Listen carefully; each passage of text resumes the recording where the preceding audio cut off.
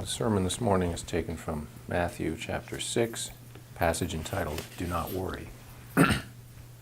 Jesus is speaking. He says, "Therefore I tell you, do not worry about your life, what you will eat or what you will drink, or about your body, what you will wear.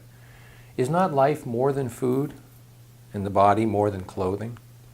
Look at the birds of the air. They neither sow nor reap nor gather into barns, and yet your heavenly Father, Mother feeds them.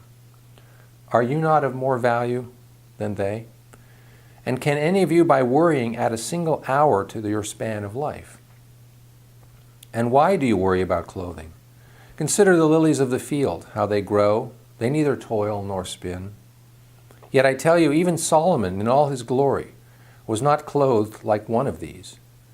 But if God so clothes the grass of the field, which is alive today and tomorrow is thrown into the oven, will God not much more clothe you, you of little faith? Therefore do not worry, saying, what will we eat, or what will we drink, or what will we wear? Indeed, God, your heavenly Father, Mother, knows you need all these things. But strive first for the dominion of God and God's righteousness, and all of these things will be given to you as well." You may find it interesting that the origin of the word, worry, comes from an Old English word, but it means to strangle.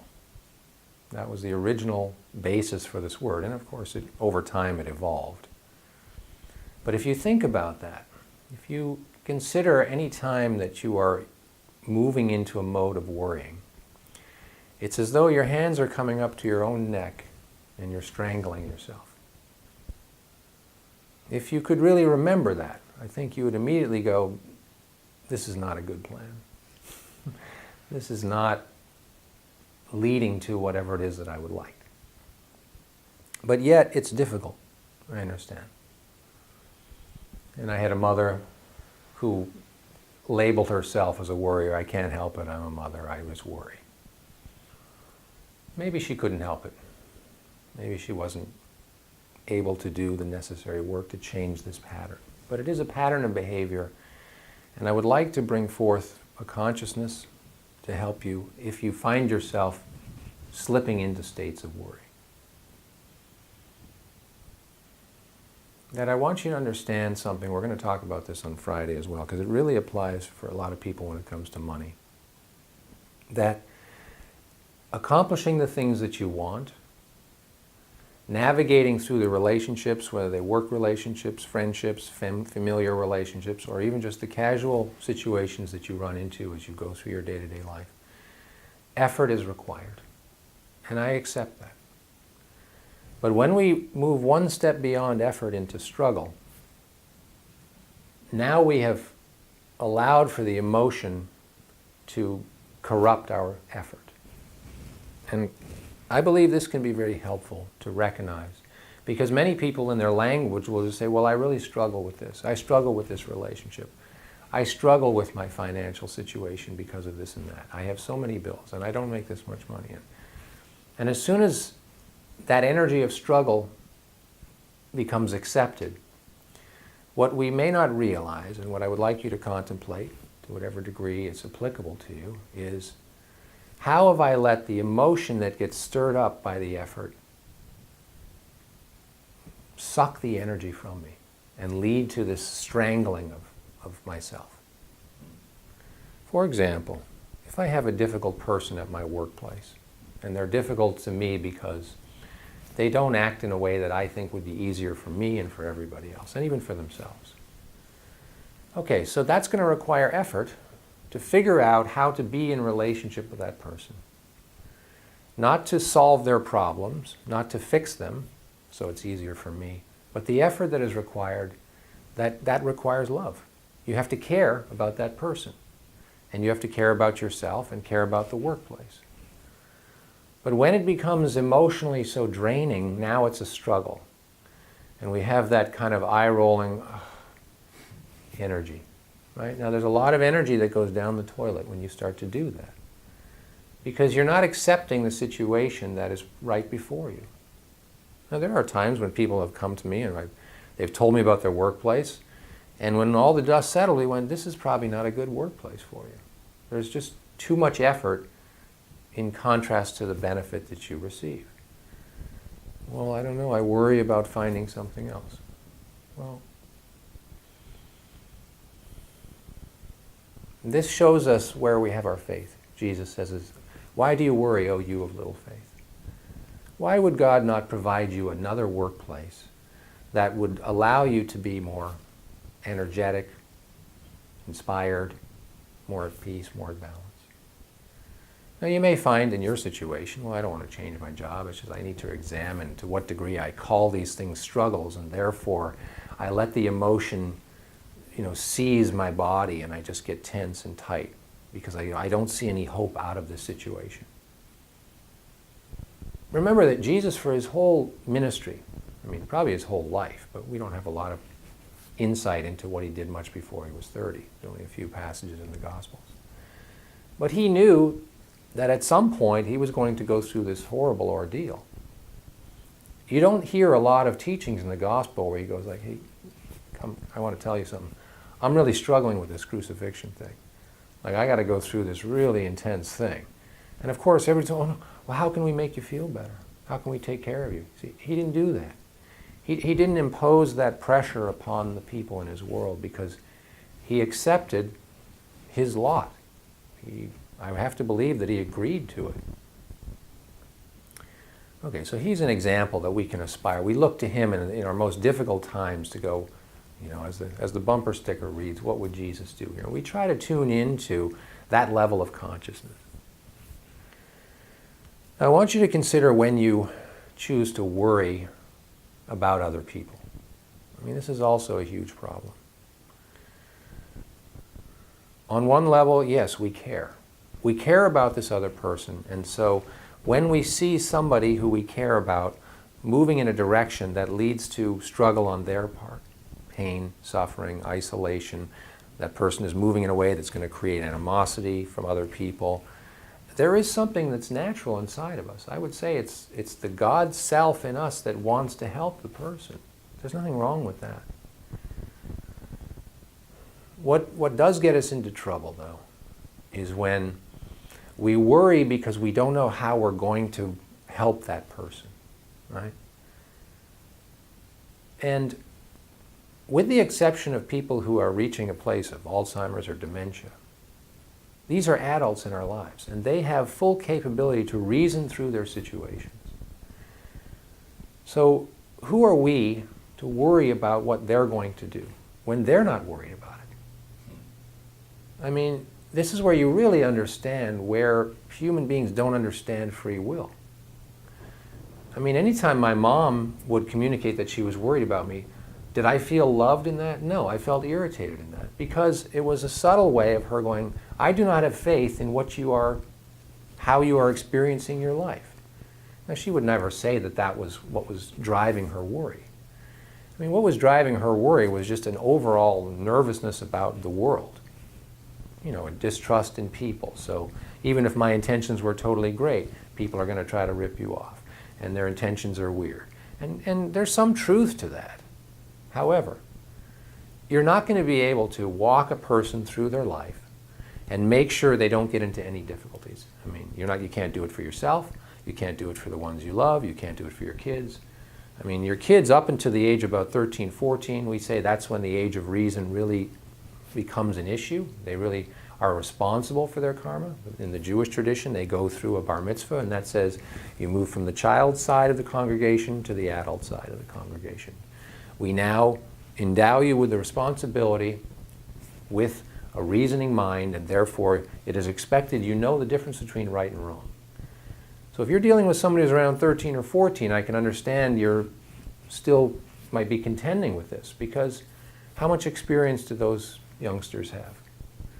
But when you're dealing with somebody who is 16 and over and is not suffering dementia and is not compromised mentally, we have to move to a consciousness where we understand that individual is free to do what they want. And it doesn't matter to what degree you think that's not going to help out for them or it bothers you. I do not believe we have the right to impose that. We cannot worry about them and think that that's a form of love. That's a form of strangulation to yourself, and ultimately, energetically, it can be to them. Or they may just choose not to interact with you because They feel your lack of faith in their ability to navigate their own lives. Well, people, well, what am I supposed to do? I'm supposed to help this person. Okay, well, you want to understand how to deal with this dilemma, you have to look to God. Because God endowed us with free will. And of all people, beings, whatever you want to call God, God could look at each one of us and go, oh my Lord, what are they about to do? I mean, come on, let's be humble and go, we are not saints on this earth. If by some stroke of grace we arrive in heaven upon our death and they say, guess what, you're a saint, you should be really surprised. Because we do not live on earth as though we are saints, right? Now, I'm not a huge fan of some of the religions that pressure us with this guilt and this burden that we are condemned and we are sinful, because people struggle to live a vibrant life if they feel they're under this oppression of God's wrath upon us. No, but humbly we recognize when we step outside the lines in relation to what we could do. So God is the one who has given us free will. This leads to a huge dilemma. People don't want anything to do with God and religion because they go, well, if there is a God who loves us, how can God allow these things to happen? And this is another misunderstanding that human beings are endowed with the reasoning function. They can tell the difference between right and wrong. However, they choose to do what they want, and as a result, consequences will ensue. If you do not keep your wheelhouse clean, in other words, if you are putting out mixed messages, and you are being somewhat dishonest because you're trying to not hurt the person or whatever, you should not be surprised if difficult circumstances come your way. Because you're saying, this is okay. And as we know, that which you sow, so shall you reap. So if you're somebody who is not clean in your energy, then I can understand a temptation to worry. Now this is a difficult thing because we start to turn on ourselves and go like, oh my God, where am I missing it? Well, this is the work on the path. We don't have to be, squeaky clean. There's grace and forgiveness. But when you know that you are doing something and you are doing it because, well, I don't want to hurt the other person, I don't want to stir up the feelings, you're really discrediting the other person's soul. You're saying they can't handle the truth. Now you may need to learn how to communicate the truth in a way that the person can receive. That's called tact and timing, and kindness. At the same time, you may say it so utterly perfectly, just like Jesus would have said it. And what did they do to Jesus? Some of them still hated him, cursed him, and had him killed. So there's only so much you can do to be perfect when it comes to, allaying other people's fears or communicating the truth. So this is where you accept your lot. If you want to be a disciple of the Most High, clean up your act. Be truthful. Respect the free will of other people. Do not impose your worry upon them because you think they're on a path that you don't agree with or is going to be destructive. Hey, if they have to go down a path of destruction, the best that you can do is say, I'm concerned about some of your choices. Would you like my input? At which point, probably they're going to say, all right, hit me with it. Kind of like, I don't really want to hear it because I know what you're going to say. When they feel that you love them, and how do you get to that point where they really feel that you love them? Well, that's the effort that we're learning on this path. How do you really convey that you love somebody? How do you become agendaless in somebody else's presence? Well, that's what we're learning from Jesus. That's not easy. I would not expect anybody to walk out of here and go like, I should just have that nailed down. I mean, that takes a long time. So let's be compassionate about that. But let's not strangle ourselves. Let's not strangle other people because we don't like how they're exerting their free will. Let's clean up, what's behind us, meaning may your actions be pleasing to God. And if you are nervous about speaking truth, meditate on that. And go, well, what is difficult for me about that?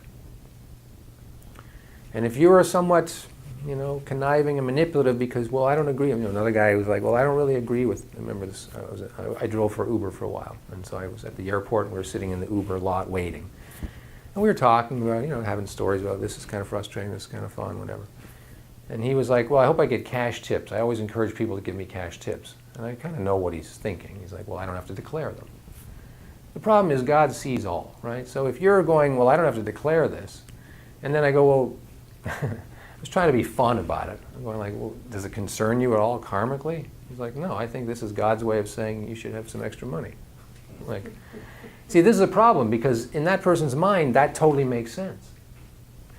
Now, if that person has financial difficulties, because if you can imagine that's the way they rationalize one thing, there's going to be problems. There's going to be energy that has to come back because God is trying to say, listen, the system corrects itself. You either see what you're doing because the negative consequences come back to you, so you go like, oh, I must be putting this energy out somehow. Let me correct it. Or I go, I curse this world because everyone's against me. I mean, that path of I curse this world because everything's against me is a frickin' drain, I'll tell you. First of all, it's not true. God is totally for us. But we got to clean up our act. And this is the pressure that I don't think people like about religion. Like, well, there's all these rules and constrictions. There are guidelines that make sense. You either put the time in to see that and experience it, or you do whatever you want and, see what happens.